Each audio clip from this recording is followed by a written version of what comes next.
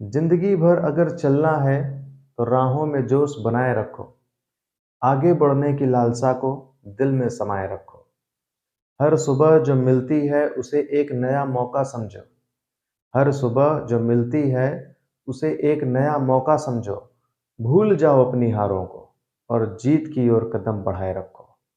तो इस प्यारे से विचार के साथ शुरुआत करते हैं आज के इस सेशन की। तो हेलो दोस्तों, मेरा नाम है सत्या शर्मा और मैं आ गया हूं आप लोगों के बीच में एक नए फिजिक्स के टॉपिक को लेकर के। तो अगर अभी तक आप लोगों ने हमारे चैनल को सब्सक्राइब नहीं किया तो फटाफट चैनल को सब्सक्राइब कर दें और बेल आइकन को भी प्रेस कर दें ताकि हमारी आने वाली हर एक वीडियो आप तक पहुंचती रहे। तो देर ना करते हुए शुरू करते हैं हम आज के अपने टॉपिक को। तो आज का जो हमारा टॉपिक है वो है चुंबकीय द्विध्रुव के कारण चुंबकीय क्षेत्र की तीव्रता। आज हम लोग क्या पढ़ने वाले हैं?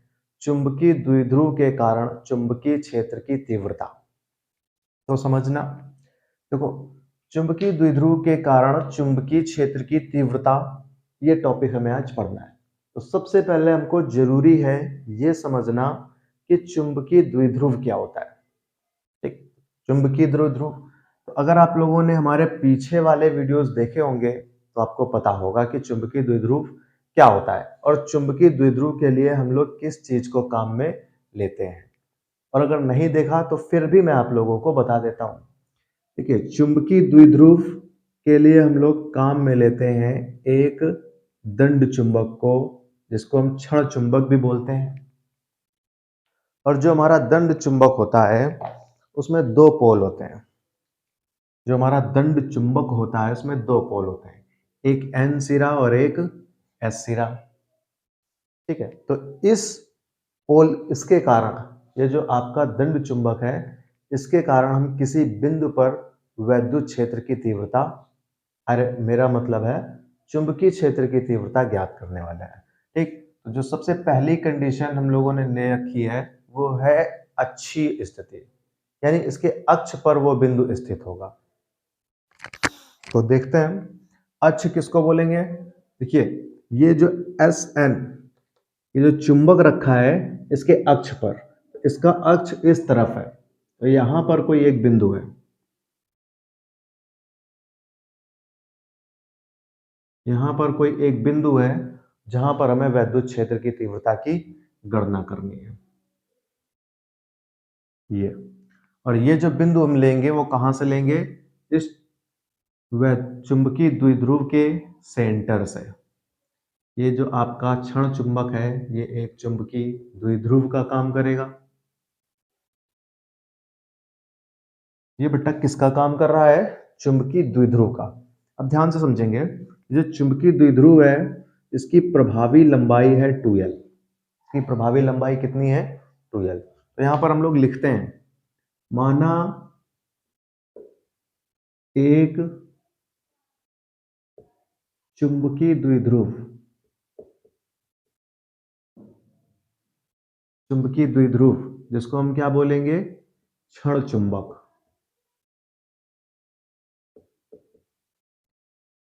ns है,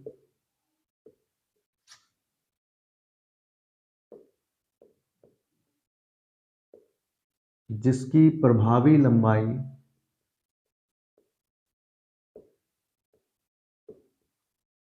2l है।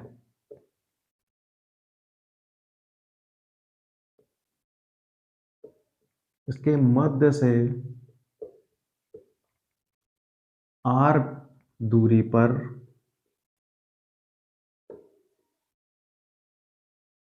एक बिंदु है, इसके मध्य से r दूरी पर एक बिंदु है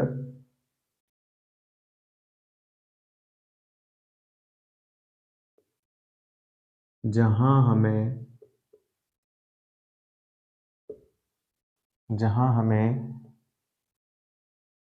बी वेक्टर यानी चुंबकीय क्षेत्र की गणना करनी है।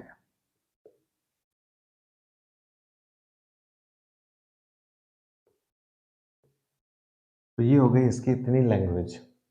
ठीक, अब शुरू करते हैं इसके डेरिवेशन को।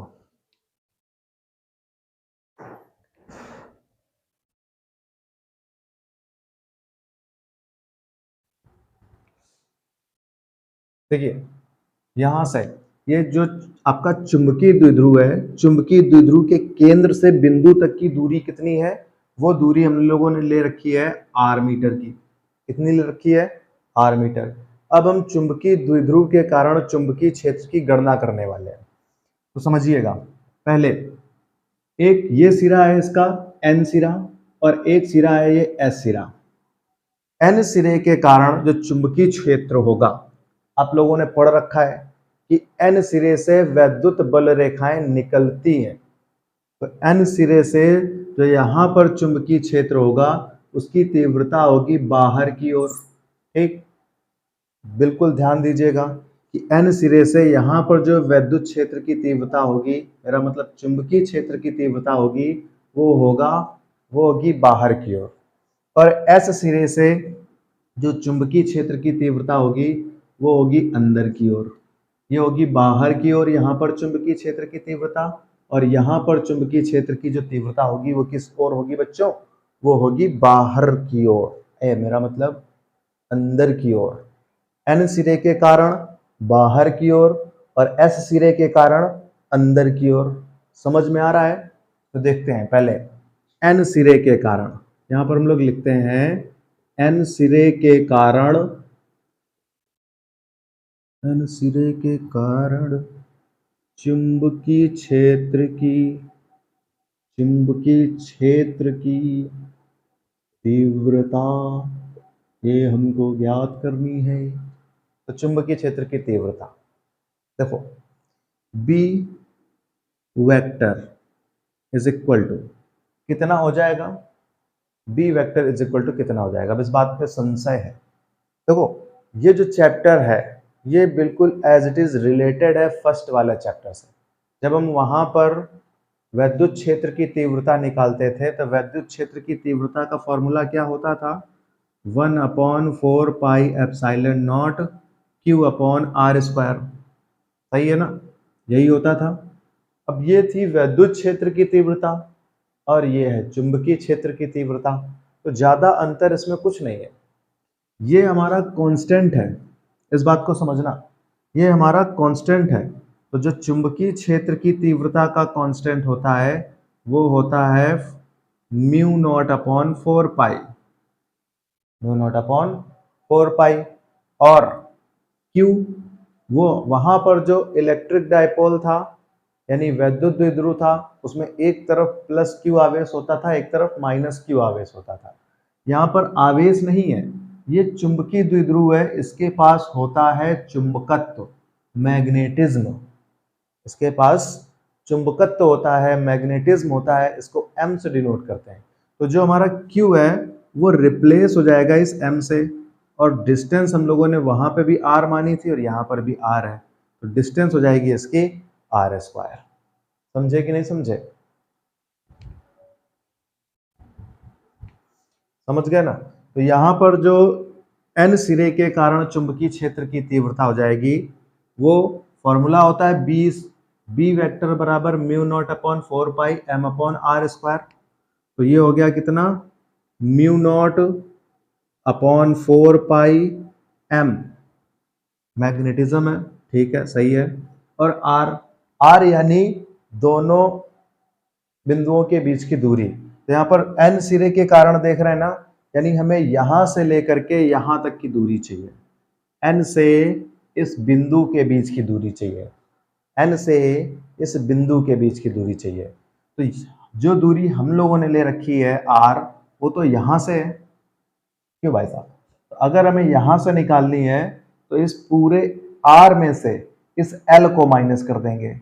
आप कहोगे सर जी ये l कैसे आया? तो बेटा इसकी देखो जो पूरी दूरी है वो 2l है, तो बिल्कुल बीचों बीच से आधी मिल जाएगी इसको और आधी मिल जाएगी इसको, यानी यहाँ से यहाँ की जो दूरी हो गई वो l हो गई। यहाँ से यहाँ तक की जो डिस्टेंस है वो कितनी है? l। तो टोटल r में से अगर हम l निकाल देंगे तो n और इस बिंदु के बीच की दूरी हमको पता चल जाएगी। पता चल जाएगी कि नहीं पता चल जाएगी? तो यहाँ पर हम r की जगह पे क्या लिखने वाले हैं? ये जो पूरी दूरी थी r और इसमें से हमने माइनस क्या किया? इस l को, तो r की जगह पर हम लोग लिखने वाले हैं r माइनस l। तो ये हो जाएगा r माइनस एल का स्क्वायर। इसको बच्चों बना लो इक्वेशन फर्स्ट। ये हो गई हमारी इक्वेशन फर्स्ट। अब देखो एस सिरे के कारण,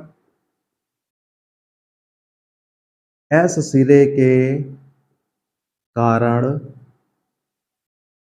चुंबकीय द्विध्रुव, चुंबकीय क्षेत्र बी वेक्टर की तीव्रता, अब ये निकालेंगे। तो यहां पर भी फॉर्मूला बी वेक्टर बराबर क्या होता है, म्यू नॉट अपॉन 4 पाई। तो mu naught upon 4 pi M, magnetism यहाँ का भी वही होगा, अपॉन आर। अब आर यहाँ की भी चेंज होनी है, ठीक, क्योंकि आर इस बार हम लोग कहाँ से लेंगे, यहाँ से। तो यहाँ से यहाँ तक की जो डिस्टेंस है वो कितनी है, वो है आर, और इतनी डिस्टेंस और बढ़ जाएगी। तो यहाँ पर इस बार हो जाएगा आर और प्लस एल, तो आर प्लस एल का स्क्वायर, आर प्लस एल का स्क्वायर। कोई प्रॉब्लम? इसको हम लोग मान लेते हैं इक्वेशन सेकंड, ठीक। अब थोड़ा इधर देखेंगे और समझेंगे। देखिए यहां पर ये जो बिंदु है इसकी तीव्रता किस तरफ है, बाहर की ओर, ऐसे इस डायरेक्शन में। इस एस के कारण जो तीव्रता है वो किस तरफ है, वो है अंदर की ओर, इस डायरेक्शन में। यानी दोनों की तीव्रताएं विपरीत दिशा में, दोनों की तीव्रताएं विपरीत दिशा में है। और जब तीव्रताएं विपरीत दिशा में होती हैं तो क्या होता है, तो ये दोनों माइनस हो जाती हैं। तो इनकी जो परिणामी तीव्रता होगी वो माइनस के बराबर होगी, होगी कि नहीं होगी। तो यहां पर लगाओ हेडिंग, इनकी परिणामी तीव्रता, परिणामी तीव्रता। तो परिणामी तीव्रता क्या हो जाएगी, B vector is equal to,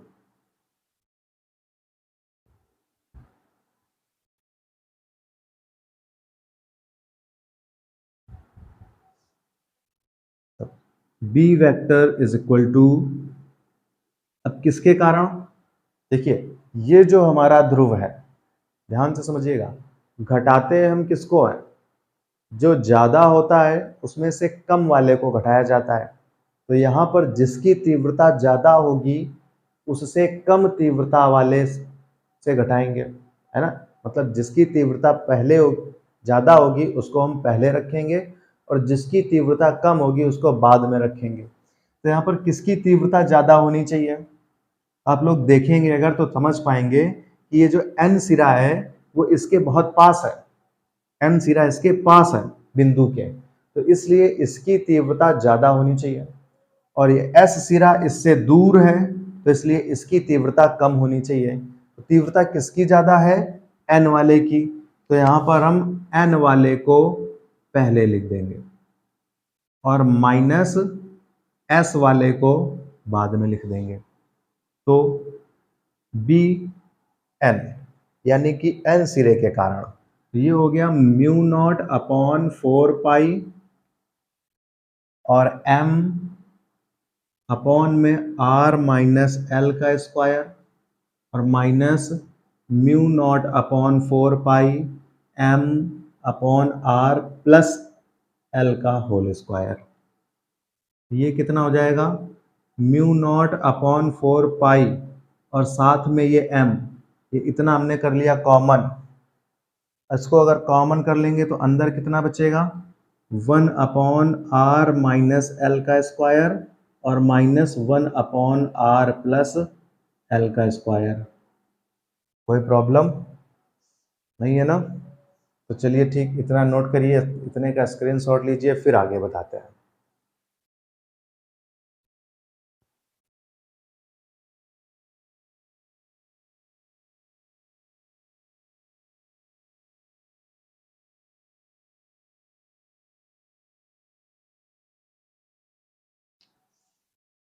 हाँ तो देखिए ये हो गया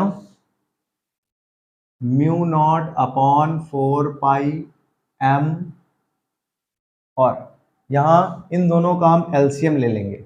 तो जब एलसीएम लेंगे तो कितना आएगा, आर माइनस एल का होल स्क्वायर और आर प्लस एल का होल स्क्वायर, ठीक है ना।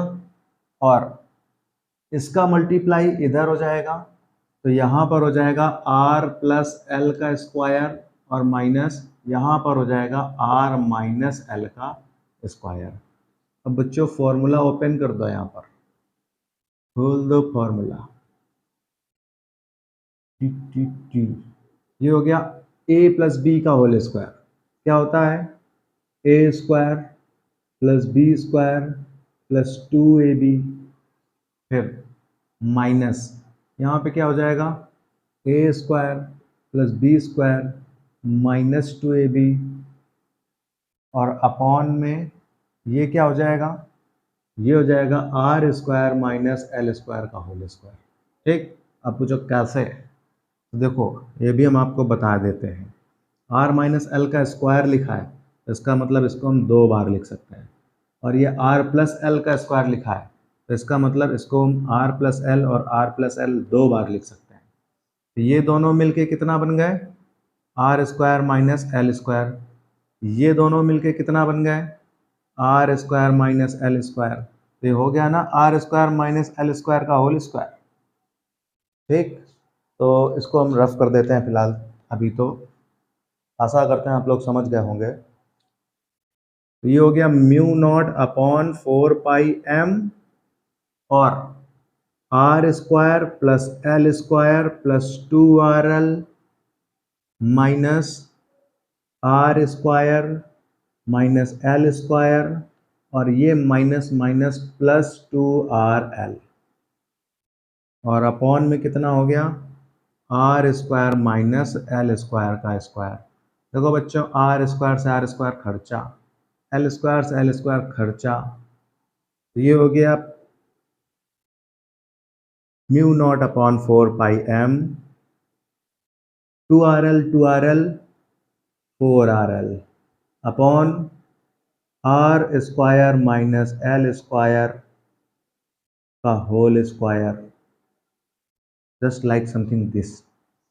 अब एक बात यहां पर समझो, यहां से यहां तक की जो डिस्टेंस है वो है r, और ये जो डिस्टेंस है वो इस r डिस्टेंस की तुलना में बहुत कम है, यानी जो l है वो r से बहुत कम है, जो l है वो कम है r से। और अगर किसी कम संख्या का स्क्वायर किया जाता है तो वो और कम हो जाता है, छोटी संख्या का अगर स्क्वायर करेंगे तो और कम हो जाएगी। ठीक है, मतलब जैसे अगर हम 1/2 का स्क्वायर करें, 1/2 ये 1 से छोटी है, लेकिन अगर हम इसका स्क्वायर कर देंगे तो ये 1/4 हो जाएगी, और 1/4 का मतलब जितनी थी उससे भी छोटी हो गई। तो यहाँ पे L जो है वो बहुत छोटी सी डिस्टेंस है, और इस छोटी सी डिस्टेंस का अगर हम स्क्वायर करेंगे तो ये और भी ज़्यादा छोटी हो जाएगी। समझ में आ रही ना मेरी बात, अगर हम छोटी संख्या का स्क्वायर करेंगे तो वो और भी ज़्यादा छोटी हो जाएगी, यानी ये जो L स्क्वायर है वो बहुत ही ज़्यादा छोटा हो जाएगा R स्क्वायर से। समझ गया ना, तो इसलिए हम L को लगभग L स्क्वायर को लगभग 0 के मान लेंगे। L स्क्वायर जो है वो समथिंग किसके इक्वल है, 0 के इक्वल है।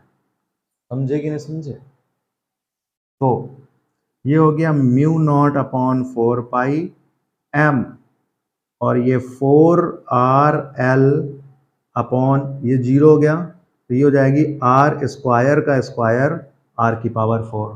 तो यहाँ एक r से ये कट गया तो यहाँ पर बचा 3, यहाँ पर कितना बचा, सिर्फ 3 बचा। अब थोड़ा इधर देख लेते हैं,